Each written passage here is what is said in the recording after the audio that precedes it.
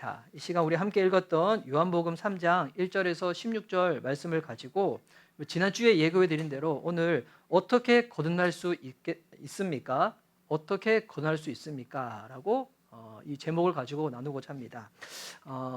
우리 지난주에 제가 그런 얘기 했었잖아요. 우리 이제 청소년들한테 예배 시작하자마자 조는 거는 내 책임이 아니고 여러분들 책임이다.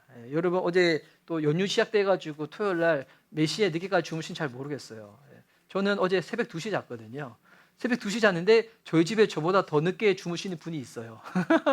또 있는데 그래서 이 말이 이제 10분까지 참고 10분 이후에 일어나면 난 자야지, 이 말이 아니에요. 집중하라고 하는 얘기니까 우리 한번 이 얘기 잘 들어서 우리 청소년들도 어렵지 않게끔 이해할 수 있도록 제가 계속 노력하고 있으니까 잘 듣기 바랍니다. 오늘 이 주제가 너무 중요한 주제예요. 우리 오늘 좌우에 계신 분들한테 이렇게 서로 한번 축복합시다. 주의 이름으로 사랑합니다. 이렇게 서로 축복 인사할까요? 자, 시작. 주님의 이름으로 사랑합니다. 주님으로 사랑합니다. 주님의 이름으로 사랑합니다. 지난 주일은 제가 저에게 최근에 일어났던 그 회심을 그냥 간증으로 나눴었죠. 근데 이제 지난 주일에는 오늘 이 본문을 읽고 나누지는 않았습니다. 근데 저에게 일어난 일이 이 8절과 같다고 제가 말씀드렸었어요. 바람은 불고 싶은 대로 분다. 너는 그 소리는 듣지만 어디에서 와서 어디로 가는지는 모른다. 성령으로 태어난 사람은 다 이와 같다. 회심 전에 제가 죄와 우상의 어떠한 노예였든지, 그리고 회심 이후에는 제 삶 가운데 어떠한 일이 있었는지 제가 지난 주일날 나눴습니다. 지난 주일 예배를 참석하지 못하신 분들은 도대체 목사님 무슨 일이 있었길래 그런 걸까 싶으신 분들은 오늘 설교를 듣고 나서 흥미가 있으시면 지난주 간증을 찾아서 들으셔도 좋으실 것 같습니다. 근데 이제 지난주 간증이 좀 길었어요. 제 유튜브에 올라간 시간을 보니까 55분 52초였어요. 꽤 긴 정도가 아니라 참 길었죠. 근데 이제 지난주에 참 감사했던 거는 우리 교회 이제 대부분 성도님들이, 물론 중간중간 조신 분들 계셨지만 대부분들이 참 끝까지 참 경청해 주셨어요. 그거 너무 제가 감사했어요. 그리고 또한 감사한 게 우리 저희 끝에 앉아 있는 우리 이제 오숙정 자매님, 소욱정 자매님, 죄송해요.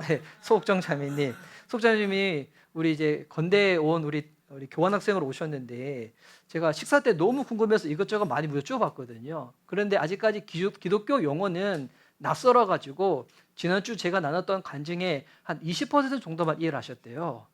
그래서 이제 오늘은 제가 평소보다 좀 성실하게 설교문을 쳤어요. 그리고 이거를 파파고를 통해 가지고 번역을 해서 드렸거든요.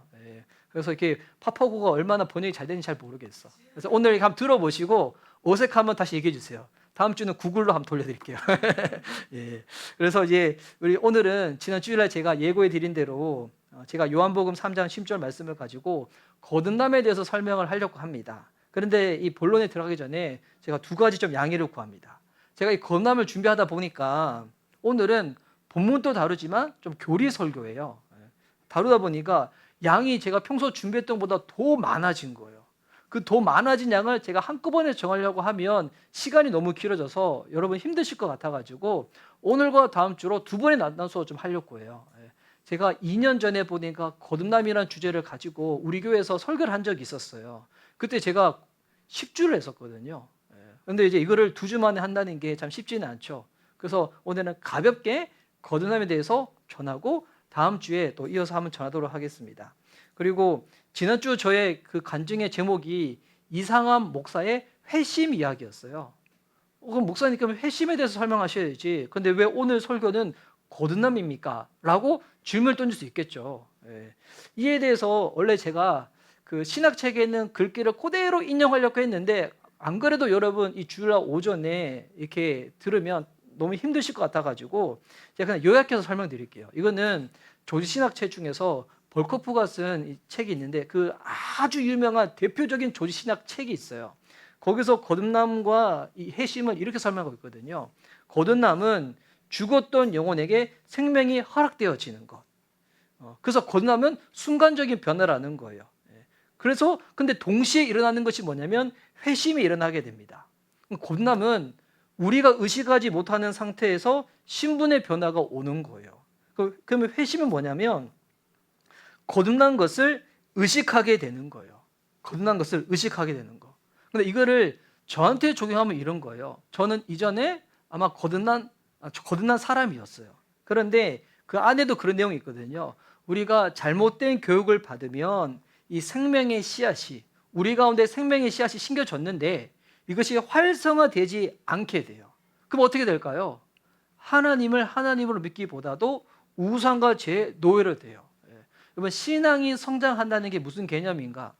제가 토요일날 저녁에 김종호 목사님, 장희라 사모님, 송희 사모님이랑 복음 중심 삶을 가지고 지금 나누고 있는데 저기 너무 좋아요. 진짜 제 마음이 어떤 마음이냐면 우리 교회 성도님들이랑 이거 나중에 꼭 1대1로 꼭 다 해드려야 되겠다. 이 마음이 들 정도로. 여러분, 신앙이 성장한다는 게 무엇일까요? 여러분, 신앙이 성장한다는 게 교회에서 생활 열심히 하는 거, 봉사 열심히 하는 거, 물론 여러분 그것도 따로 열매일 수는 있어요. 근데 신앙의 성장이 뭐냐면 하나님이 얼마나 거룩하신지를 더 크게 아는 거예요. 그런데 내가 얼마나 심각한 죄성을 가지고 있는 죄인인지를 더 심각하게 깨닫는 거예요. 이 간격이 계속 벌어지는 거예요. 근데 이것을 뭐로 메꿔야 될까요? 복음으로 메꿔야 돼요. 은혜로 메꿔야 돼요. 근데 복음을 메꾸지 않으면 우리 어떻게 되는지 알아요? 행위와 위선으로 메꾸려고 거예요. 근데 제가 이제 그랬던 자였거든요. 그랬던 자를 주님께서 긍휼히 여기셔가지고 제가 의식의 변화가 생긴 거죠. 참 저 스스로 우상과 죄의 노예 가운데 제 영적인 실체가 참 비참한 가운데 있었는데 변화가 생긴 거죠. 하나님 나 사랑하시는구나. 주님 나 용서하셨구나. 나 용서받은 죄인이구나. 그래서 이 거듭남은 반복적으로 일어나지 않습니다. 그런데 이 회심은 우리가 죄성을 가진 육체를 입고 있기 때문에 반복적으로 일어날 수가 있어요. 어떻게 보면 날마다 우리 삶 가운데 크고 작은 회심이 일어나야 하는 것이 그리스도인의 삶입니다. 혹여나 여러분이 복음에 대해서 아직 이해하지 못했고 믿어지지 않는다면 오늘 주님이 그 거듭남의 은혜와 회심의 은혜를 성령께서 허락해 주셨으면 좋겠습니다. 그래서 오늘은 거듭남이 무엇인지, 거듭나면 어떻게 되는지 요 두 가지 설명할 거예요. 오늘 대지가 2개밖에 안 돼요. 청소년들 오늘 평소보다 대지 짧아요. 자, 거듭남이 무엇인지, 거듭나면 어떻게 되는지. 다음 주는 그 중요한 거, 어떻게 하면 거듭날 수 있는지, 거듭난 사람은 어떤 삶을 사는지 이걸 나눌 거예요. 자, 오늘 2가지 뭐 나눈다고요? 거듭남이 무엇인지, 그리고 거듭나면 어떻게 되는지. 요 2가지 나눕니다. 자, 일단은 거듭남이 무엇인가? 여러분은 거듭났다고 하면 일단 어떤 이미지가 떠오르십니까? 여러분 떠오르는 이미지. 어렸을 때부터 기독교 집안에서 자라가지고 주일 예배를 한 번도 거르지 않고 얌전하게 교회 생활을 쭉 해온 사람, 혹시 이런 사람 떠올려지십니까? 아니면 비신자로 제 가운데 너무 흥청망청 살다가 이제는 인간답게 살아야지, 무언가 네 삶에 도덕이 필요해, 윤리가 필요해, 너 교회 좀 다녀봐, 혹시 이런 사람이 떠올려지십니까? 아니면 기독교 관련 어느 대형 집회에서 유난스럽게 소리를 지르거나 손을 높이 들고 눈물을 흘리시는 이런 분이 떠오르십니까? 아니면 이도 저도 아니면 누군가의 성화에 이기지 못해가지고 주일날 예배당까지 나오긴 나오는데 아직 잘 모르겠는 거예요. 그래도 내가 지금까지 열심히 예배당 나왔으니까 꾹 참고 기다리면 언젠가 나도 거듭나지는 거 아니겠어? 라고 이해하십니까? 근데 지금 방금 제가 여러 설명드렸잖아요. 이와 같은 것들은 거듭남하고는 아무 상관이 없습니다. 예수님을 찾아온 니고데모에게 예수님이 설명하시는 거듭남은 그 단어 자체예요. 다시 태어나는 거예요. 다시 태어나는 거. 우리 이제 총선 중에서 모태신앙들 많이 있잖아요. 이거 잘 이해하셔야 돼요. 모태신앙으로 태어났다고 해서 거듭나는 것 아닙니다. 잘 이해하셔야 돼요. 모태신앙이라 해서 거듭난 것 아니에요. 나는 예배 부를 때, 찬양 부를 때 아무런 감정이 없는데 내가 좀 더 감정적으로 예배를 드려야 되나? 이것도 거듭난 아니에요.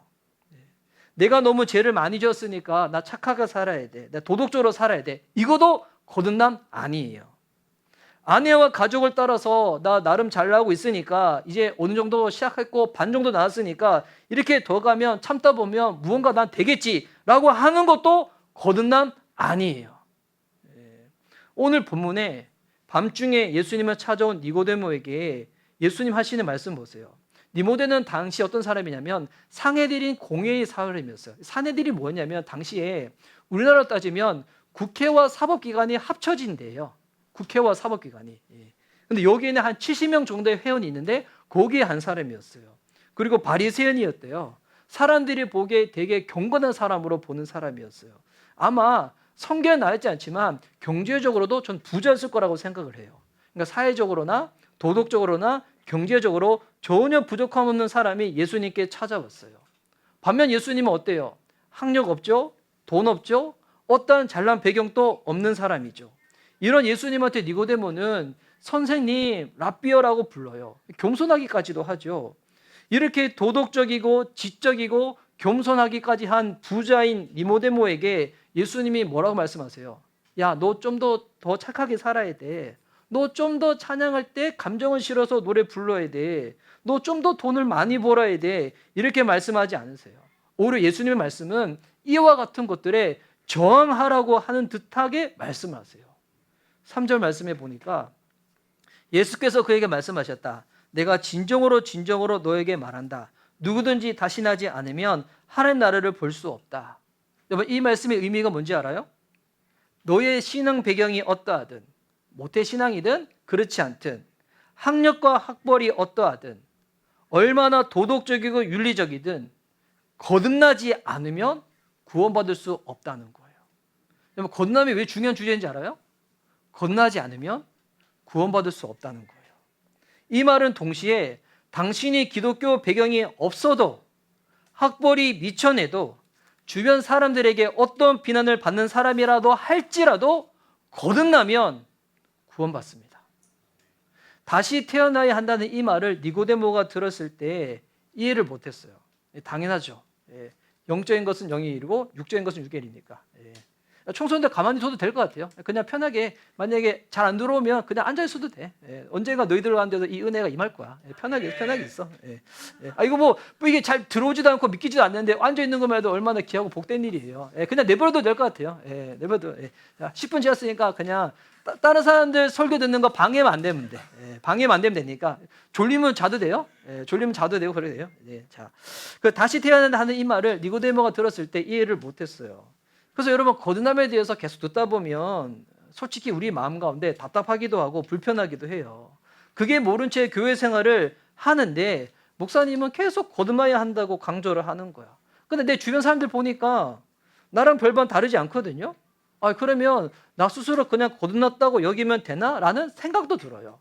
특별히 우리나라처럼 체면 문화가 강한 나라에서는 그런 사람들이 많이 있어요.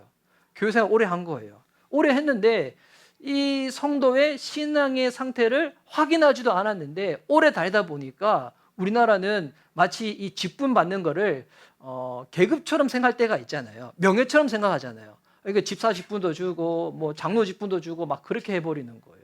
참 이게 안타까운 일이죠. 여러분, 거듭남은 자기 체면이나 자기 스스로에게 거는 가스라이팅이 아닙니다. 거듭남은 말 그대로 다시 태어나는 거예요. 예수님의 말씀을 니고데모가 이해하지 못하니까 예수님은 거듭남에 대해서 이제 이렇게 설명하거든요. 5절 말씀에 보니까 예수께서 대답하셨다. 내가 진정으로 너에게 말한다. 누구든지 물과 성령으로 나지 아니하면 하나님 나라에 들어갈 수 없다. 다시 태어난다는 것을 예수님이 물과 성령으로 태어나야 한다고 말하고 있어요. 물과 성령으로 태어나지 않으면 하나님 나라 볼 수 없대요. 하나님 나라 들어갈 수 없대요. 그러면 물과 성령으로 태어난다는 말은 무슨 말일까요? 뭐 어렵죠. 예수님이 지금 20곡에 하시는 것도 아니고 왜 직접적으로 대답을 안 해주실까, 이런 느낌마저 들기도 합니다. 그런데 여러분, 세상에서 예수님만큼 거듭남에 대해서 잘 설명해 줄 수 있는 분은 없으십니다. 이제 제가 뭐 나중에 언급하겠지만 여러분, 거듭남은 우리가 노력해서 일어난 일이 아닙니다. 복음을 통해서 베풀어지는 은혜예요. 그래서 제가 설교 시간에 여러분이 와서 잘 이해되지 않고 믿기지 않고 졸릴 때 했을 때 그냥 그렇게 하셔도 돼요. 왜? 여러분이 애쓴다고 해서 거듭나시는 게 아니에요.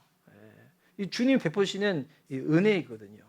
물과 성령으로 태어난 의미를 오늘 본문에서는 암시 정도만 하고 있지 구체적으로 설명하지는 않아요. 그럼 여기서 말하는 이 물의 의미가 뭘까요? 성령은 그나마 들어봤잖아요. 근데 물의 의미가 뭘까요? 이거는 신학자들마저도 해석이 좀 분분한데 저는 이거 이렇게 해석하거든요. 요한복음은 한 권의 책이잖아요. 우리는 3장을 봤는데 3장 앞부분에 2장이 있겠죠. 2장이 어떤 내용이 있었냐면 예수님의 첫 번째 기적이 나옵니다. 가나 혼인잔치에서 물을 바꾸어서 포도주가 되는 예수님의 첫 번째 기적. 표적으로도 말하죠. 무언가 가리키는 이 사인이라는 거예요. 이 혼인잔치에서 물이 떨어졌을 때 물 항아리 6이 있는데 이 크기가 물 3동이 정도의 크기가 돼요. 이거 엄청난 큰 크기거든요. 근데 이 항아리의 용도는 포도주 담는 용도가 아니에요. 무슨 용도냐면 유대인들은 그때 당시 식사를 하기 전에 손을 씻는 정결 의식이 있었어요. 그래서 손 씻으라고 사용하는 물 담는 통이었어요. 그래서 유대인들에게 물 하면 어떤 이미지가 떠오를까요? 여러분 이제 여름 시즌에 물 하면 여러분 어떤 이미지 떠올라요? 워터파크, 놀이공원 이런 거 떠올라요? 유대인들한테 물 하면 씻는다, 깨끗해진다 이게 떠오른 거예요. 그래서 우리말로 물과 성령으로 번역된 이 단어를 헬라어 원어로 보면 이 헬라어가 뭐냐면 우리 교회에 처음 오신 분들이 있어가지고 제가 좀 친절히 설명드릴게요. 우리는 지금 한글 성경으로 보지만 성경은 처음부터 한글이 아니었겠죠. 처음에 성경이 쓰여진 것은 이 신약 성경은 헬라어로 쓰여졌어요. 헬라어를 번역하기에 따라서 여러 가지로 해석될 수가 있는데 이 부분은 이렇게 해석할 수도 있어요. 물과 성령은 물, 즉 성령이에요. 그래서 사도 바울이 쓴 디도서에 보면 이런 성경 구절이 있어요. 디도서 3장 4절 5절. 그러나 우리 구주이신 하나님께서 그 인자하심과 사랑하심을 나타내셔서 우리를 구원하셨습니다. 그분이 그렇게 하신 것은 우리가 행한 의로운 일 때문이 아니라 그분의 자비하심을 따라 거듭나게 씻어주심과 성령으로 새롭게 해주심으로 말미암은 것입니다. 거듭나게 씻어주신 것과 성령으로 새롭게 해주심. 여러분 깨끗해지는 것과 새로워지는 것은 함께 일어나는 일이에요. 구분되어지지만 이거 함께 일어나는 일입니다. 거듭나는 것은 성령으로 새로워지는 거예요. 성령으로 태어나는 거예요. 저 이제 가끔 이제 새가족반 할 때 이런 질문 던질 때가 있어요. 여러분 이렇게 한번 답해 보세요. 소가 새끼를 낳았다. 뭡니까? 소가 새끼를 낳았다. 송아지죠. 말이 새끼를 낳았다. 뭡니까? 이건 이제 생각하고 대답해야 돼요. 개가 새끼를 낳았다. 뭡니까? 강아지. 예전에 그대로 말하신 분이 있었죠. 네, 자, 사람이 자식을 낳았다. 뭡니까? 아기죠. 삼위 하나님 중에 삼격인 성령으로 인해서 태어났다. 뭐겠습니까? 성령의 사람. 하나님의 자녀가 되는 거예요. 성령으로 태어났다? 하나님의 자녀가 되는 거예요. 거듭남은 비록 내가 인간의 몸을 입고 있지만 하나님의 자녀로 태어나는 일입니다. 하나님의 자녀로 태어나는 것은 여러분의 종교 배경하고 상관없다는 거예요. 여러분의 도덕의식, 윤리적인 생활하고도 상관이 없습니다. 여러분이 무언가 나는 교회에서 성찬에 참여하는데요. 저 세례 받았는데요. 침례 받았는데요. 물론 원래 세례, 침례는 구원의 확신이 있는 분이 받는 게 맞는데 이거 확실히 점검 안 한 분들도 많이 있어. 제가 보니까. 물론 제가 뭐 판별사는 아니어서 확인할 수 없지만 제가 보기에는 거듭난 사람으로서 열매가 없어. 근데 침례를 받은 거야. 마치 군대에서 제가 세례 받은 것처럼. 그때 저는 예수님에 대해서 아직 인격적으로 믿지 않았거든요. 근데 초코파이와 음료를 준다 해가지고 저는 받은 것 뿐이었거든요. 마치 이런 것처럼 의식을 통해 가지고 이렇게 나는 거듭났다고 생각하시는 분들이 있어요. 근데 여러분 그렇지 않습니다. 사람의 뜻으로도 아니고요. 의식적으로도 되지 않습니다. 그래서 요한복음 1장 12절 13절에서 이렇게 말하고 있어요. 그러나 그를 맞아들인 사람들 곧 그 이름을 믿는 사람들에게는 하나님의 자녀가 되는 특권을 주셨다. 이들은 혈통에서나 육적에서나 사람의 뜻에서 나지 아니하고 하나님에게서 났다. 혈통. 여러분 집안이 얼마나 기독교 집안인지, 여러분 집안에 목사가 있든지, 장로님이 있든지, 신학 박사가 있든지, 그것 때문에 여러분 거듭나는 거 아닙니다. 가끔씩 이제 비신자 만나면 이런 얘기 하시는 분들이 있어요. 자기 친구가 목사님이래요. 근데 그거 뭐? 그래서 어쩌라고? 여러분 그거랑 거듭나면 상관없어요. 우리 집안에는 불교 집안인데요. 우리 집안 불교 집안이어도 거듭나지 못하는 거 아니에요. 육적으로도 되지 않습니다. 여러분이 노력한다고 해서 거듭나지는 거 아니에요. 여러분 노력하지 마세요. 애쓰지 마세요. 그 때문에 거듭나는 거 아닙니다. 사람의 뜻에서 나지 않는데요. 여러분이 뭐 교회에서 얼마나 봉사했든 어떤 직분을 받았든 뭐 세례를 받았든 뭐 세례를 받았든 그래도 여러분 거듭나는 건 상관이 없어요. 거듭남은 하나님으로부터 다시 태어나는 것입니다. 그래서 하나님의 자녀가 되는 놀라운 사건입니다. 그러면 거듭나면 어떻게 될까요? 거듭나면 여러분 거듭나는 것, 하나님 자녀로 다시 태어났다는 것. 오늘 이 성경 본문에 보면 이게 명시적으로는 설명되어 있지 않지만 예수님이 쓰신 은유, 메타포라고 하죠. 은유를 통해서 우리가 알 수가 있어요. 이 거듭남에 대해서 예수님은 계속 태어난다는 표현을 사용하고 있잖아요. 우리가 구원받는 것을 실제적으로 성경에서는 다른 표현으로도 말이 많하고 있거든요. 베드로전서에는 거듭남을 이렇게 말하고 있어요. 썩지 않은 거룩한 씨가 우리 가운데 심기어졌다는 거예요. 이외에도 성경에는 너무 많은 표현들이 있는데 근데 오늘 본문에서 니고데모에게 예수님은 왜 굳이 아기가 태어나는 것으로 새로운 생명이 태어나는 것으로 거듭남을 설명하셨을까요? 여러분 이것 가운데 우리한테 알려주는 두 가지가 있어요. 실제로 거듭나면 주어지는 것들이 많이 있지만 크게 두 가지가 있어요. 첫 번째는 뭐냐면 새로운 신분이 주어져요. 두 번째는 새로운 감각이 생겨요. 새로운 감각이 생겨요. 얘들 놔두셔도 될 것 같아요. 새로운 감각이 생겨요. 차례대로 한번 살펴보도록 하겠습니다. 성경 우리가 거듭날 때 구원받았을 때 우리의 신분이 어떻게 달라지는지 설명하는 구조들로 가득 차 있습니다. 가득 차 있습니다. 근데 그 많은 구조들 다 살펴볼 수 없지만 거듭날 때 우리의 신분이 어떻게 되냐면 제가 방금 말했다시피 하나님의 자녀라는 신분이 생깁니다. 거듭나면 우리의 신분이 하나님 자녀가 돼요. 그럼 거듭나기 전에는 우리가 어떤 신분이었을까요? 거듭나기 전에도 성경은 우리가 누군가의 자녀라고 말하고 있어요. 우리가 누구의 자녀였냐면 에베소서 2장 2절과 3절 말씀입니다. 제가 한번 읽을게요. 그때 여러분은 허물과 죄 가운데서 이 세상의 풍조를 따라 살고 공중의 권세를 잡은 통치자 곧 지금 불순종의 자식들 가운데서 작용하는 영을 따라 살았습니다. 우리도 모두 전에는 그들 가운데서 육신의 정욕대로 살고 육신과 마음이 원하는 대로 행하였으며 나머지 사람들과 마찬가지로 날 때부터 진노의 자식이었습니다. 거듭나기 전에는 어떤 자식이었다고요? 진노의 자식입니다. 중간에 회색지대 없어요. 세상에는 두 종류의 사람이 있어요. 거듭난 사람과 거듭나지 않은 사람. 거듭나서 하나님의 자녀가 된 사람, 거듭나지 않아서 우리 진노의 자녀인 사람. 그러면 이 진노의 자녀인지 아닌지 확인하기 필요하잖아요. 어떤 사람이 진노의 자녀일까요? 윤리적으로 타락한 사람? 인성이 나쁜 사람? 아니에요. 어떤 사람이 진노의 자녀이냐면 오늘 이 진노의 자녀에 대해서 3절이 잘 설명하고 있는데 3절의 말을 딱 한마디로 정리하면 이거예요. 내가 주인 되어서 내 마음대로 사는 사람. 진노의 자녀의 삶의 가장 두드러진 특징입니다. 내가 내 마음의 주인이 되어서 내 마음대로 사는 사람. 그러니까 내 마음이 시키는 대로 사는데 그렇게 생각하겠죠. 내 마음의 주인이 나라고 생각을 하지만 근데 실제로는 다른 주인이 있다고 말하고 있는 거예요.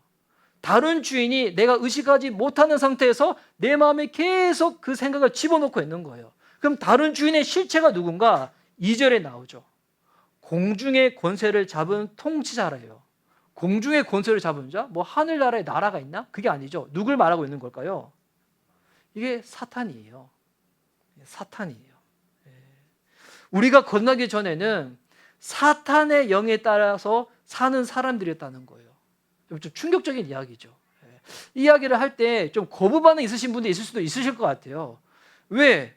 이렇게 반문할 수 있잖아요. 목사님, 저는 사탄이 누군지도 모르고 저는 사탄을 숭배한 적도 없는데 제가 사탄의 영을 따라서 살았다고요? 어떻게 그럴 수가 있어요?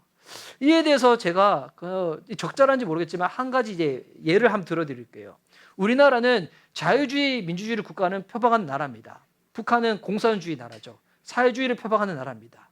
제가 실제로 보니까 북한은 공산주의라기보다는 김씨 세습체제의 왕국에 가까운 모습이기는 한데 하여튼 정치적으로 자기들은 공산주의 국가, 사회주의 국가라고 말하고 있어요. 근데 참 안타깝게도 북한에서 태어난 주민들은 그들의 의사결정과 상관없이 그 체제 아래서 살아가는 거예요. 그 체제를 반대하면 상상을 초월하는 형벌을 받겠죠. 북한에 사는 어떤 사람들은 관료가 되어가지고 그 체제를 적극적으로 떠받는 사람들이 있을 거예요. 근데 관료가 되지 않아도 그 나라에 산다는 것은 그 체제를 인정하는 셈이 되는 거예요. 최근에 제가 본 뉴스 중에서 대사급에 속하는 북한의 관료가 탈북을 해서 우리나라에 들어왔다는 뉴스를 봤어요. 이런 일은 참 쉽지 않은 일이죠. 그 사람이 태어날 때 북한 체제에서 살았고 그 체제를 떠받드는 엘리트 중에 한 명이었는데 탈북을 해서 우리나라에 들어왔다. 나는 이제 그 나라의 법에 살지 않겠다는 거예요. 목숨을 걸고 넘어온 거죠. 그 성경은 말하고 있어요. 모든 사람은 날 때부터 진노의 자식이었다는 거예요. 하나님을 대적하는 나라의 주민으로 태어났다는 거예요.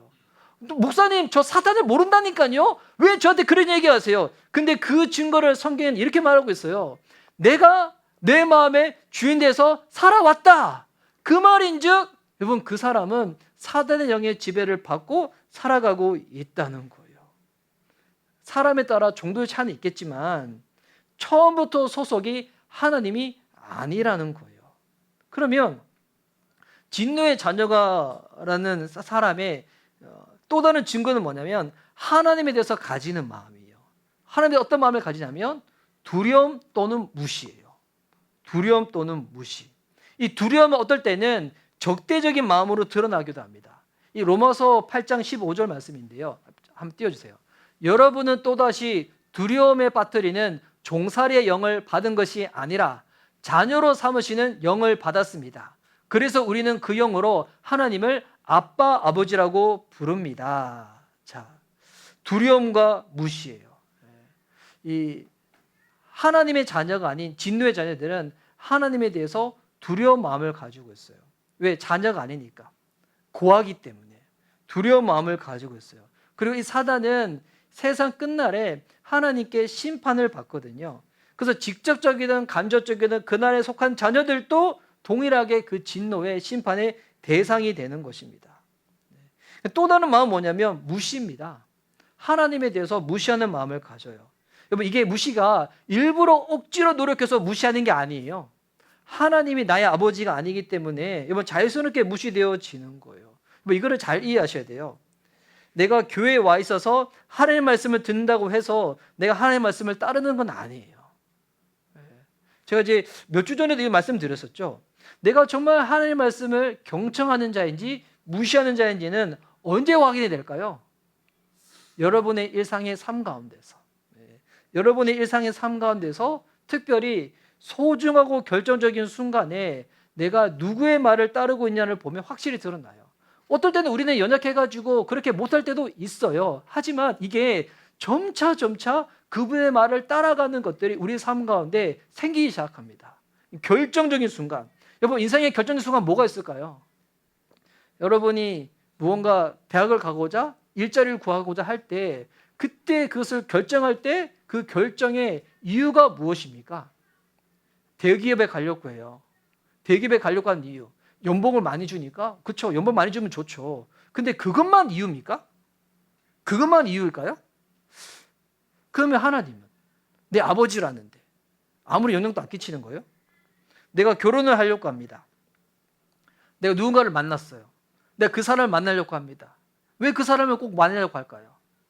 그 이유. 그냥 괜찮고 건실해 보이고 그냥 뭐 건강하고 그냥 착실하니까? 그게 이유의 전부입니까? 그러면 아버지 하나님이 하시는 그 이유는 없어요? 내가 자녀를 교육합니다. 우리 이제 자녀를 교육하죠. 자녀를 교육하는데 자녀를 교육하면서 가지고 내가 가장 중요하게 여기는 그 가치는 무엇입니까? 여러분, 그게 과연 하나님이랑 관련이 있는 거예요?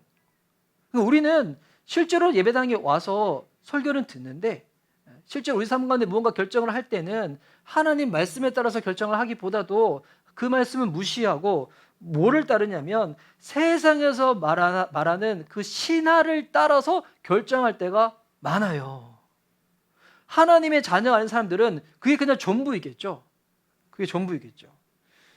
그래서 하나님의 자녀가 아닌 진노의 자녀들은 저는 뭐 몇 가지 말씀드렸는데 이거 외에도 수많은 특징들이 있을 겁니다. 그러면 하나님의 자녀로서의 삶의 특권과 특징이 뭐가 있을까요? 너무 많지만 제가 하나만 나눌게요. 하나님의 자녀는 아버지께 기댈 수 있습니다. 하나님을 의지할 수가 있어요. 여러분이 뭐 잘해서 하나님 자녀가 된 게 아니에요. 그분의 은혜로 그분의 양자로 입양된 거예요. 뭘 해서 그렇게 된 것이라며 마음에 얼마나 부담감이 들 거예요. 내가 자꾸 뭘 해야지만 그분이 나를 충족시켜 줄 거야. 내가 막 뭘 해야지만 내가 자녀로서 신분을 계속 유지할 수 있는 거야. 여러분 이거 자녀예요? 고아죠. 자녀는 그렇지 않습니다. 자녀는 아무것도 하지 않아도 사랑받는 게 자녀예요. 무언가 잘못해도 용서받을 수 있는 게 자녀예요. 그래서 이게 그 부모님과의 관계에 있어 가지고 좀 이렇게 이게 깨어지신 분들은 하나님의 아버지에 대해서 이렇게 자꾸 누릴 때 이게 참 힘들 거예요. 그 성경에 보면 고아와 과부와 어린아이들을 되게 귀하게 여기라고 했잖아요. 근데 왜냐하면 이 사람들이 힘들어서 그런 게 아니에요. 이 세상 살아갈 때 여러분이 건강하게만 살면 신앙이 없더라도 부모님을 통해서 하나님 아버지가 가지시는 마음이 어떤 부분인지 좀 알 수 있어요. 완전하지 않지만 부분적으로 알 수 있어요. 그런데 고아와 과부는 알 수 있는 일반적인 은총의 통로가 막혀 있는 케이스들이에요. 그래서 국률하게 여기라는 거예요. 따뜻하게 사랑해 주라는 거예요. 그래서 자녀는 내가 아버지께 뭘 맡겨놓은 것도 아님에도 불구하고 마치 맡겨놓은 것처럼 자신이 필요할 때 주다가 어제 여자친구 만났었나? 친구들 만났었나? 하여튼 만나가지고 뭐 할 때 뭐 돈이 없다고 나한테 아빠 2,200원 보내주세요. 2,200원 갚아드릴게요. 2,200원 어떻게 갚는 거야? 하여튼 당당히 구하는 거예요. 자녀의 특권이죠. 자녀의 특권. 여러분 하나님 자녀는 진짜 이런 믿음이 있어요. 내가 기도하면 주님 반드시 응답하신다. 여러분 혹시 그런 믿음 있어요? 내가 기도하면 주님 반드시 응답하신다. 근데 이 응답은 여러분 늘 내가 기도하는 그대로 허락하는 게 아니에요.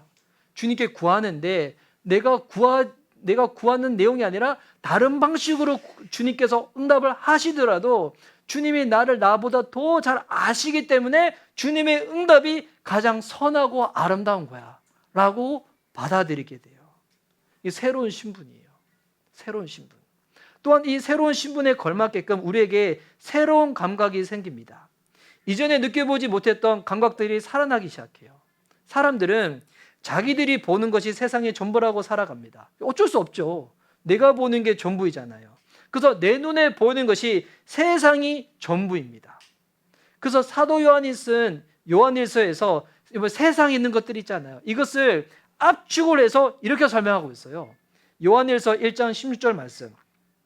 세상에 있는 모든 것, 곧 육체의 욕망과 눈의 욕망과 세상 살림에 대한 자랑은 모두 하늘 아버지에게서 온 것이 아니라 세상에서 온 것이기 때문입니다. 육체의 욕망, 눈의 욕망, 세상 살림에 대한 자랑이 세상에 있는 모든 것들을 압축해서 딱 특징적으로 말하고 있는 이 세 가지예요. 육체의 욕망이 있습니다. 육체의 욕망이 뭘까요? 단순히 육적인 쾌락만을 말하는 건 아니에요. 여러분이 무언가 이 몸을 통해서 누리는 이걸 통해서만 누리는 그와 같은 것들. 제가 금요일 저녁에 이번에 저희 목장은 모임을 못 해가지고 저 이제 다니는 수영장 회원님들이랑 저희 회식을 했거든요. 근데 이제 그 다 예수님 안 믿으신 분이죠. 근데 이제 제가 아직 목사인지를 몰라가지고 제가 밝히고 싶었거든요. 그래서 이제 기도하면서 그 자리에 갔어요. 가다가 주님 지혜 주셔가지고 이번 명절에는 혹시 다른 데 안 가시냐고. 저는 고향이 포항에서 간다고. 언제 가시냐 물어보길래 저는 일요일 날 예배 드리고 늦게 내려간다고. 꼭 예배 드리고 내려가야 되느냐고 해가지고 제가 하는 일이 그 일이라서 전 예배 빠질 수가 없다고. 그래서 그때 제가 목사로 얘기를 했거든요. 했는데 이분들 만나보니까 진짜 어떤 데가 늘어나냐면 이분들 한 3번 정도 회식, 3번, 4번 회식을 했는데 이분들은 수영이 진짜 인생의 전부예요. 진짜 이분들은 수영을 통해서 구원받고 싶어요. 진짜 그걸 느껴요. 이거 보니까 한 분은 자녀들이랑 좀 관계가 되게 좀 안 좋으신 것 같아요. 마음이 되게 힘들어 하시는데 진짜 수영을 통해서 구원받고 싶어요. 한 분은 좀 경제적으로 여유가 있으세요. 근데 수영을 하는데 이제는 더 발전할 것이 없다고 생각하시는 거야. 너무 이 마음 가운데 낙담이 온 거야. 수영이 자신 인생 가운데 구원을 줘야 되는데 구원을 주지 못한다고 생각하시는 거야. 너무 힘들어하고. 이게 육체의 욕망이에요. 그 요즘 키면 자꾸 이 몸짱들이 자꾸 나오는데 그분들이 왜 그렇게 할까요? 어떻게 보면 그분들은 진짜 솔직하고 정직한 분이에요. 그렇게 해야지 진짜 내 인생이 궁극적으로 행복과 만족과 구원받을 수 있다고 생각하기 때문에 그걸 진짜 믿는 거예요. 정말 믿기 때문에 진짜 그렇게 열심히 하는 거예요. 열심히. 이 육체 욕망에는 그 팬들이 아이돌이나 가수 좋아하는 것도 들어가 있어요. 지난 주일날 저녁에 저희 동네에 나갔는데 그 공원에서 무슨 정원 축제 같은 거 하고 있는 거예요. 그때 보니까 미스 트롯에 나왔던 이 고등학생이 와가지고 노래를 부르는데 와 팬들이 와서 와 이렇게 응원을 하는데 딱 유니폼 맞춰 있고 막 열심히 갈 때마다 쫓아다니는데요. 진짜 제가 어떤 마음 들었냐면 와 이 사람들은 저 가수를 예배하고 있구나. 예배하고 있구나. 저 예전에 명절에 그 트롯 가수 중에서 누구지? 여자 가수 송가인. 예. 송가인 여러분 팬들은 진짜 송가인이 자기의 구원자예요. 진짜 그런 마음으로 예배하듯이 콘서트를 드려요. 그 마음 딱 그래서 끝나고 난 다음에 진짜 그 마음 들었거든요. 하나님, 우리가 창조주 하나님을 이렇게 예배했는데 우리가 정말 아직 눈이 열리지 않아서 이런 모습으로 예배드립니다. 주님, 우리 긍휼히 여겨달라고. 이게 뭘까요? 육체의 욕망이에요. 그분들 누가 시켜서 그렇게 하는 거 아니에요. 진짜 전심을 다해가지고 그 아이돌 굿즈 사고 막 그렇게 하는 거거든요. 육체 욕망. 또 눈의 욕망이 있습니다. 내 눈에 보기에 좋아 보이는 것을 채우고 싶은 거죠. 이건 뭐에 가깝냐면 이렇게 해야지 내가 누군가로부터 인정받는다고 생각하는 거예요. 이렇게 해야지. 외모뿐만이 아니에요. 지적이든 사회적이든 어떻게든 이렇게 해야지만 내가 괜찮은 사람이고 그렇게 하지 않으면 괜찮지 않다고 생각을 하는 거예요. 인정에 대한 부분들. 인정에 대한 부분들. 그리고 세상 살림에 대한 자랑이 있습니다. 소유에 대한 것이겠죠. 자랑하고 싶은 거, 뽐내고 싶은 거. 그렇게 해야지 내가 좀 우월해지는 것 같고 그러지 못하면 하등해지는 것 같고. 그래서 인스타그램 보면 다 예쁜 거, 만난 거, 잘난 거 위주로 쭉 올리잖아요. 근데 저는 이제 그 믿어요. 우리가 한순간에 다 바뀔 수는 없어. 근데 점차 점적으로 바뀌거든요. 정말 예수님 믿잖아요. 인스타그램도 새로워집니다. 진짜 예수님 믿어보세요. 진짜 거듭나보세요. 내가 하고 있는 일에 대해서 계시하는 것들도 거듭나져요. 새로워져요. 그런데 내 눈에 보이는 세상이 전부라면 그것이 내가 볼 수 있는 최대치라면 그것이 그 사람 가운데는 인생의 궁극적인 목표가 되겠죠. 그거를 추구해야지만 내가 괜찮은 사람, 추구하지 못하면 나는 하등하고 열등한 사람. 어떻게 보면 그분들은 정말 정직하신 거예요. 정말 솔직하신 거예요. 얼마나 최선을 다해서 그렇게 하고 있습니까? 어떻게 보면 우리가 하나님의 은혜를 안다, 민다 하면서도 불구하고 우리보다도 정말 더 열심히 살아요. 그 마음의 태도는 너무 본받을 만해요. 그게 전부기 때문에. 그런데 안타까운 것은 그것이 과연 그 사람들 가운데 진정한 만족과 인정과 사랑과 포용을 주는 것인가? 라는 부분에 대해서는 한번 생각을 해 봐야 되겠죠. 근데 거듭나면 최대치가 달라져요. 이거는 이제 조금 업데이트된 수준이 아니라 완전히 이전에 경험하지 못한 차원으로 들어가게 됩니다. 우리 청소년들 축구 선수 말할 때 인간계가 있고 신계가 있다고 얘기하던데 뭐 그거랑 비슷할까? 완전히 달라져요. 왜냐하면 이제는 내 눈에 보이는 게 세상이 아니에요. 다른 것 보게 돼요.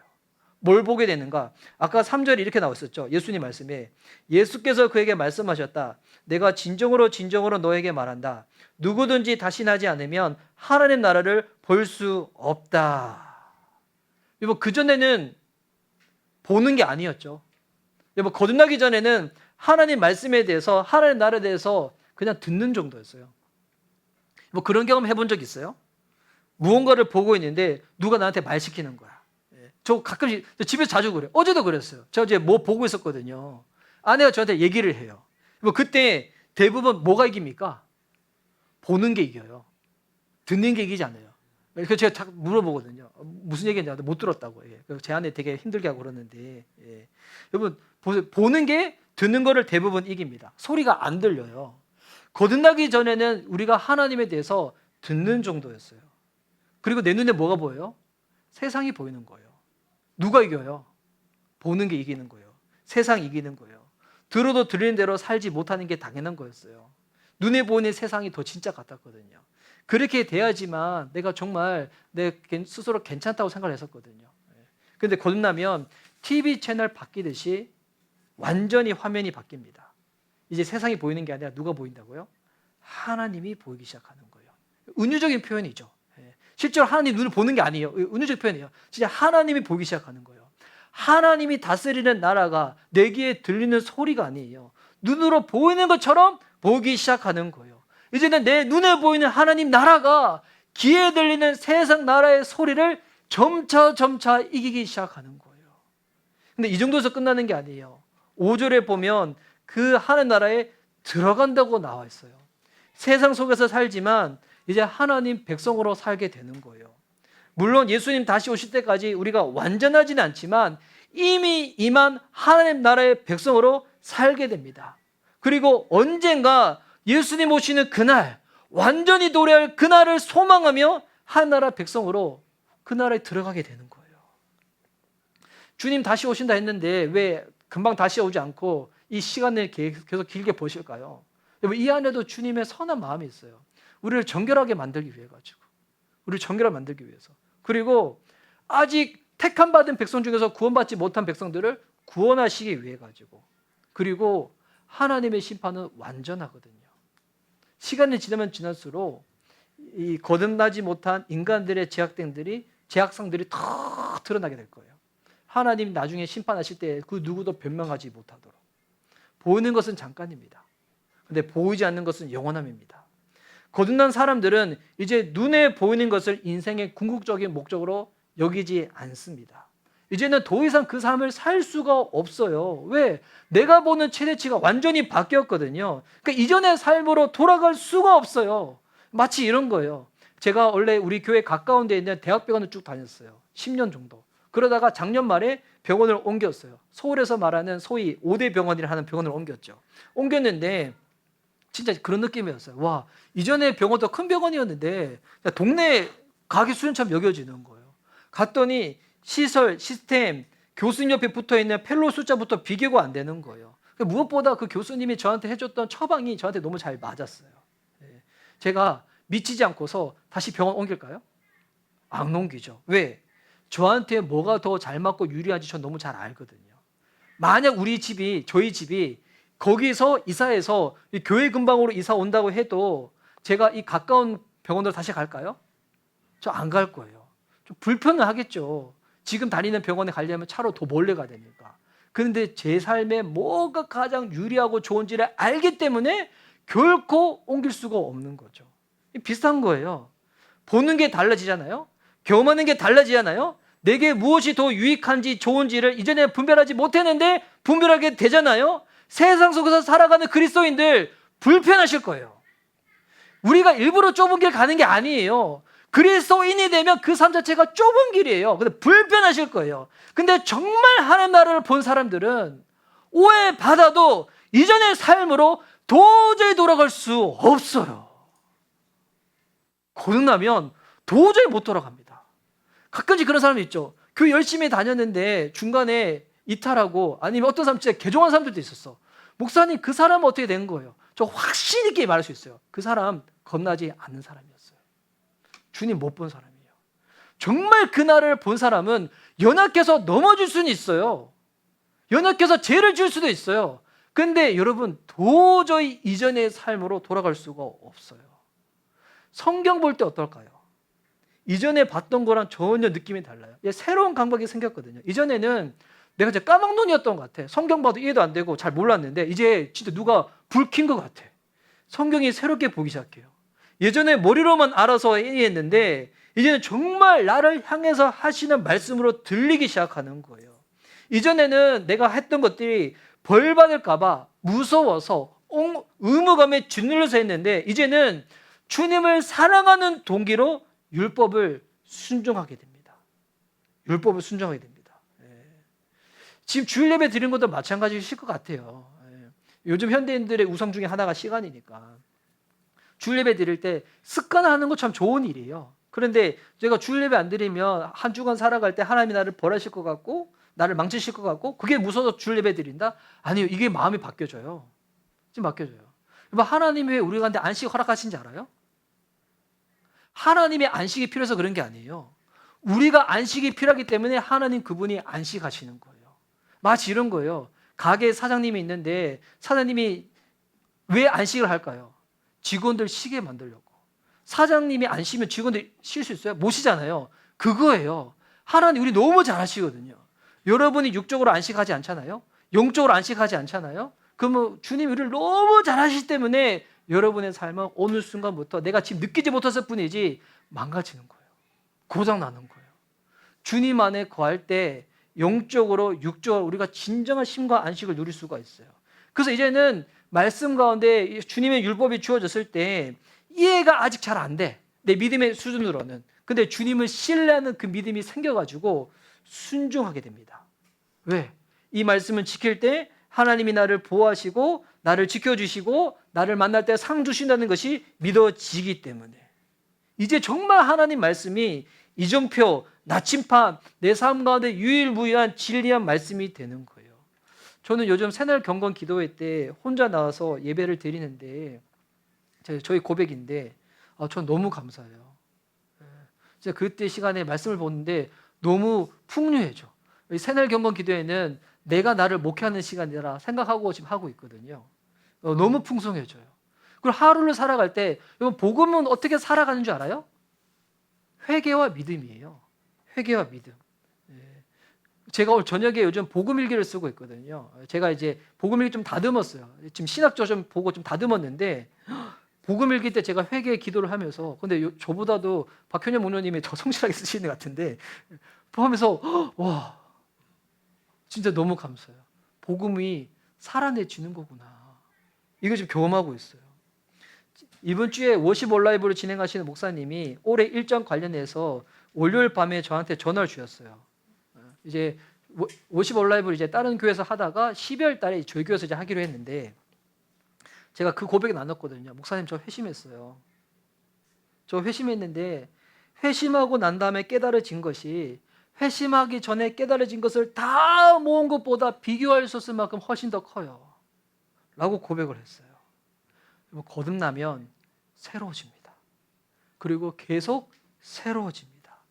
어떻게 우리 건강 유지할 수 있는가? 이게 회개와 믿음이거든요. 그럼 마지막으로 어떻게 이런 새로움을 경험할 수가 있을까요? 이거는 이제 송이 사모가 자주 하는 고백인데 송이 사모가 우리 이제 교회 성도님들 위해서 기도할 때 늘 이런 마음으로 기도한대요. 하나님이 새 것으로 만들어 주셨으니 새 것처럼 여기며 기도해야지. 이렇게 고백을 많이 해요. 새 것. 실제로 이 성경 구절에 이런 구절이 있거든요. 고린도후서 5장 17절 말씀인데 누구든지 그리스도 안에 있으면 그런 새로운 피조물이라 옛것은 지나갔으므로 보십시오. 새 것이 되었습니다. 새 것이 되었습니다. PPT 넘겨주셨나요? 새 것이 되었습니다. 여러분 이게 보니까 현재 완료형이에요. 현재 완료형. 과거에 이미 일어난 일들이 지금 내 삶 가운데 계속 일어나고 있는 거예요. 근데 이게 보십시오. 이게 영어 단어로 보면 behold예요. 본다는 영어 단어 여러 개 있잖아요. 뭐 look, see 있잖아요. 근데 beholder가 어떤 뜻인지 알아요? be가 뭐예요? 존재하는 그 자체. hold가 뭐예요? 움켜잡는 거잖아요. beholder가 뭐예요? 네가 바뀐 존재 그거를 네가 놓치지 말라는 거예요. 보라! 새 것이 되었다는 거예요.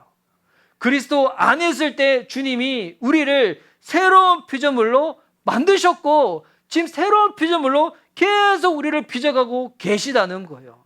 뭐 어제의 여러분의 넘어짐, 실수, 잘한 것, 성취 거기에 안주하시면 안 돼요. 그리스도 안에서 우리는 오늘도 새로워지는 거예요. 주님 우리를 새로운 피조물로 만들어 주셨고 새로운 피조물로 계속 빚어가고 계시기 때문에 뭐 어떻게 해서 이런 일이 가능할까요? 사람은 이거 불가능하잖아요. 사람은 누군가 용서했다 하지만 누구랑 말할 때 뒤끝 장렬해가지고 이전에 거 확 올라와서 막 얘기해 그러잖아요. 근데 주님은 진짜예요. 주님은 여러분이 주님 그리스도 안에 있을 때 여러분이 이전에 어떤 삶을 사셨던 어떤 악을 저지르셨던 어떤 비루중에 행했던 주님은 오늘 새로운 모습으로 바라보시는 거예요. 그럼 그때도 뭐 그거 그냥 가만히 있으라는 거 아니에요? 회개하고 회개 열매를 맺어야 되겠지만 주님 우리를 새로운 열매 보시는 거예요. 회개해야지만 네가 이렇게 고쳐야지만 내가 새롭게 해줄게, 이게 아니라는 거예요. 주님 안에서 새로워졌다는 거예요. 어떻게 이게 가능한 일인가? 이게 후서 5장에 나 있는 말씀인데 14절과 15절에 이런 구절이 있어요. 제가 한번 읽어드릴게요. 그리스도의 사랑이 우리를 휘어잡습니다. 우리가 확신하기로는 한 사람이 모든 사람을 위하여 죽었으니 모든 사람이 죽은 셈입니다. 그런데 그리스도께서 모든 사람을 위하여 죽으신 것은 이제부터는 살아있는 사람들이 자기 자신을 위하여 살아가도록 하려는 것이 아니라 자기를 위하여서 죽으셨다가 살아나신 그분을 위하여 살아가도록 하려는 것입니다. 그분이 우리를 대표하여 죽으신 거예요. 그분의 죽으심이 우리의 죽으심이 된 거예요. 이거 얘기하면 지금의 현대인들 그 얘기예요. 목사님, 그분이 죽은 건데 왜 우리가 죽은 것이 되는 거예요? 근데 여러분, 이 사고가 원래 200년 전에는 대부분 이게 집단 공동체가 살았기 때문에 누가 대표가 그 집단이 다 되는 거예요. 계몽주의 이후로부터 이게 사고가 바뀌기 시작한 거거든요. 그분이 우리를 위하여 대신하여 죽으신 거예요. 왜? 자기 자신을 위하여 살아가는 삶이 아니라. 무슨 말일까요? 내가 내 마음의 주인 돼서 살아가는 삶, 이게 아니라 세상 것을 추구하며 살아가는 삶이 아니라 우리를 날맞게 새롭게 만드시는 그분 안에서 살아가도록 하시기 위함이라는 거예요. 저와 여러분이 혹 이 자리에 계신 분들 중에서 거듭난 그리스도인이라면 오늘 또 우리를 죄 가운데서 힘겨워하는 자로 보시는 것이 아니라 그리스도 안에서 주님은 우리를 새로운 피조물로 보고 계시다는 거예요. 과거의 성취, 과거의 영광에 도취되어 있지 마시기 바랍니다. 날마다 우리를 새롭게 여겨주시는 그분 안에서, 오늘을 살아가게 하시는 그분 안에서 여러분 살아가시기 바랍니다. 상처 때문에 힘드신 분 계신가요? 어려우신 분이 계신가요? 여러분, 있는 모습 그대로 주님께로 나가십시오. 주님이 우리를 새롭게 만들어 주실 것입니다. 과거의 영광에 나의 의에도 함몰되지 마시고, 여러분, 과거의 상처 가운데서도 나 이런 상처와 이런 아픔이 있는데 주님이 이거 아실까? 여러분, 주님은 우리가 있는 모습 그대로 나오기 원하세요. 있는 모습 그대로. 주님 용서하셨어요. 지금도 용서하시고 계세요. 그분 앞에 있는 모습 그대로 나가는 거예요. 그분이 우리를 새롭게 만들어 주실 것입니다. 날마다 우리를 새로워진 자로 바라보시는 그 주님, 그 주님을 바라보는 믿음 가운데 살아갈 수 있는 우리 미션 리바이벌교회 지체들 될 수 있기를 예수님의 이름으로 축복하는 바입니다. 아멘. 이 시간 우리 들은 바 말씀 우리 붙잡고 우리 기도한 시간 갖도록 하겠습니다.